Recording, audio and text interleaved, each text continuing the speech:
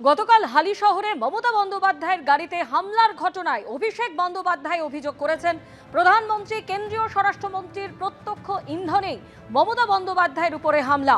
দিল্লির নেতাদের নির্দেশ পালন করেছেন মুখ্যমন্ত্রী শুভেন্দু অধিকারী।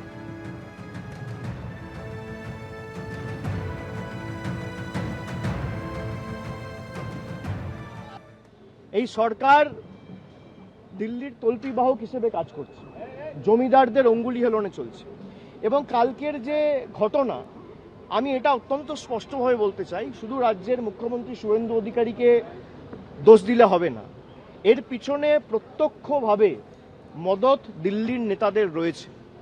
দেশের প্রধানমন্ত্রী, দেশের স্বরাষ্ট্রমন্ত্রী, দিল্লির সর্বোচ্চ নেতৃত্ব ইন্ধন এবং মদত না থাকলে এদের সাহস হবে না এই ঘটনা ঘটানোর।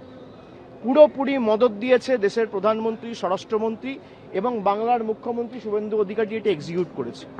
তিনি তো কৃতদাস, তাকে যা বলছে তিনি তাই করছে। ওনার কথা কে শুনবে? আজকে ওনার যদি তদন্ত হয় তাহলে কোটি কোটি টাকা এবং উনি চোর প্রমাণিত হবেন। সুতরাং ওনার কথা এখন আর কেউ শুনছে না, সবাই ওনাকে ছেড়ে বেরিয়ে এসছে। সুতরাং ওনার কথা শোনার মতো আমাদের কারোর সময় নেই।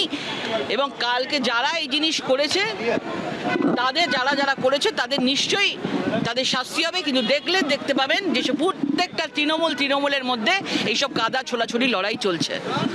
আমরা এগুলোকে সাপোর্ট করি না একজন মহিলার উপরে।